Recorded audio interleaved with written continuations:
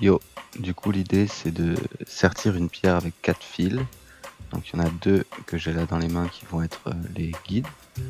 Donc j'ai une planche avec 2 vis de chaque côté pour donner un espèce de gabarit. Là je vais faire un premier nœud, un nœud tout simple là pour pouvoir passer autour des 2 premières vis. Et puis là je vais bien tendre et je vais faire un autre nœud de l'autre côté. Ça va me donner 2 guides bien tendus, bien serrés. Ils vont se détendre après au fur et à mesure, mais c'est pas très grave. Au moins au début, ils sont bien tendus. Là, je fais mes nœuds. Hop. Un petit nœud comme un lacet avec une boucle, j'aurais plus qu'à tirer dessus quand je voudrais le défaire. Et voilà. Donc ça c'est mes 2 guides. Hop. Je vérifie qu'ils sont bien tendus. C'était la pierre que je voulais utiliser au début, mais finalement je ne vais pas utiliser celle-là parce qu'elle a une forme un peu épaisse et il faudrait une autre technique pour pouvoir l'accrocher. Donc là je vais sortir mes deux traverses. Il faut que je prenne une bonne longueur quand même. Peut-être 1 mètre, 1 mètre 20 de chaque côté, un truc comme ça. Aux alentours des 1 mètre. Hop, je coupe les fils. Il en faut 2 de la même longueur. Là, je vais en attacher un sur chaque guide. C'est un nœud de macramé, alors c'est un peu compliqué à expliquer à l'oral, mais il faut bien regarder l'image. Si je commence à dire qu'on passe au-dessus, en dessous et tout, on va rien capter, mais on a le temps de voir sur l'image comment faire. Voilà, et ça va être tout le temps les mêmes nœuds, juste en miroir, quoi. Ceux que je fais sur le fil de gauche, ils sont tendus vers la droite, et ceux que je fais sur le fil de droite, ils vont être tendus vers la gauche. Donc là, le premier installé, j'installe le deuxième avec le même nœud, mais juste en miroir. Alors, le premier nœud, c'est le plus difficile, parce que forcément, il ne tient pas tout seul. Donc il faut servir de sa deuxième main pour le faire tenir. Et voilà, ces points de macramé, c'est vraiment 2 fois le même nœud à chaque fois. Alors pour le premier nœud, à chaque fois on n'a qu'une seule main, c'est un peu galère. Mais dès qu'on a fait le premier nœud, après ça va mieux. Et là l'idée c'est que je vais faire passer le fil de gauche sur le guide de droite. Et je recommence l'opération. Voilà, donc ça je vais faire ça jusqu'à la fin. L'idée c'est d'avoir un maximum de régularité et de faire vraiment toujours les mêmes nœuds. Et pour que ça se passe bien et qu'il y ait toujours le même croisement au-dessus en dessous, je vais en prendre un, je lui fais faire un passage à droite, un passage à gauche, après je le mets de côté et je prends le deuxième, un passage à droite, un passage à gauche. Donc à chaque fois avec chaque traverse, je fais un point d'un côté, un point de l'autre. Après je prends l'autre fil, un point d'un côté, un point de l'autre. Donc là ça va s'enchaîner comme ça jusqu'à ce que j'ai toute ma longueur.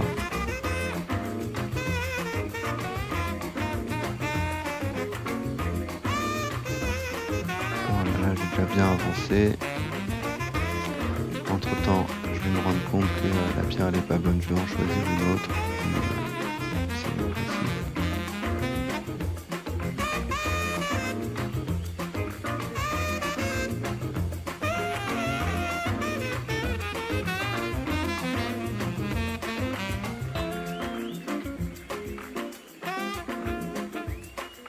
Là j'ai trouvé ma nouvelle pierre, j'ai ma longueur.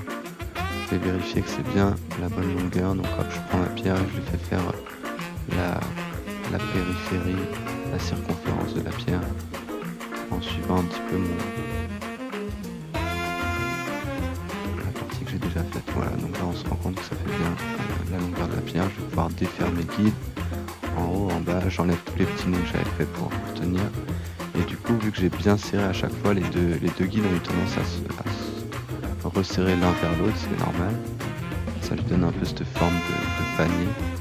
Et du coup, il y a cette phase où il faut bien que je le reforme pour pouvoir accepter la pierre. Donc là c'est la phase un petit peu délicate où je vérifie que tout aille bien. Voilà, il va falloir que je coupe les petits fils qui dépassent aussi, les deux traverses qui dépassent pour garder vraiment mes deux guides de chaque côté. Voilà, là je change de pierre, c'est une pierre avec des inclusions de fer un peu, on dirait. Là je crois que les parties grises, il me semble que c'est du fer. Pierre que j'ai trouvé en main, j'ai acheté un peu. Voilà, là ça, c'est les deux petits fils là que j'enlève, c'est ceux que je vais... C'était les deux traverses du début que je vais couper. De l'autre côté on a aussi les deux traverses de la fin que je vais couper. Pour garder vraiment que les deux guides de chaque côté. Qui fait 4 fils en fait. Enfin, une fois que j'aurai coupé les traverses, il m'en restera que 4. Hop, couper, brûler. Quand on coupe et qu'on brûle, on laisse environ un petit millimètre et puis on brûle au briquet et on appuie avec le pouce pour souder un peu le truc. Donc là c'est le moment un peu critique où il va falloir faire des nœuds. On essaie de faire des nœuds plats, ça tient mieux.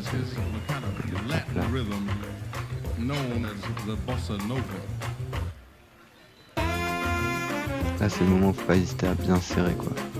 Et moi ce que j'ai fait c'est que j'en ai fait d'abord un serré au mieux que je pouvais.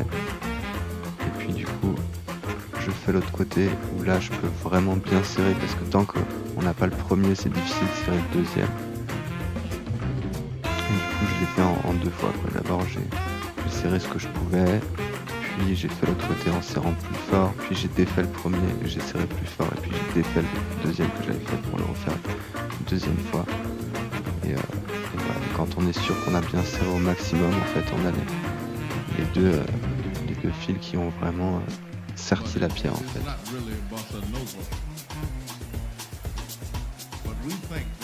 On coupe, on brûle, hop. Normalement, il doit en rester que 4. Qui sont en fait les deux guides d'un côté et de l'autre des deux guides. Voilà. Donc on en a un qui est plutôt sur le devant de la pierre et un qui est plutôt sur le derrière de la pierre. De là, on va créer la anse avec un autre nœud. Pareil, un peu compliqué à expliquer, il faut regarder comment ça marche. Je vais essayer d'expliquer à l'oral.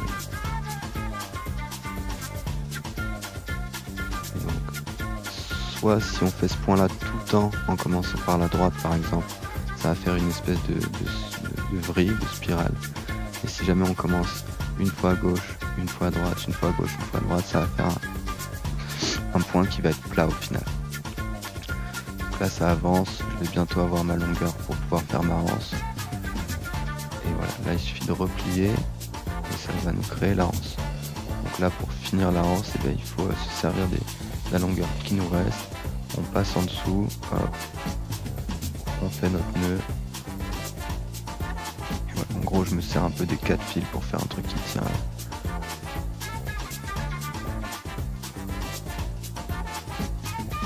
Et on arrive au bout. Hop, serré comme un bourrin. Puis voilà, on a notre anse. On coupe, on brûle. Et voilà. Pas si compliqué. Et celui-là, il est à peu près régulier. Ça marche bien, ça tient. On peut tirer dessus, ça part pas. Alors si vraiment on pousse de tout ce qu'on peut, la pierre va finir par sortir. Mais normalement ça tient quand même bien. On peut aller faire du poney, de la natation, il n'y aura pas de problème. Et voilà.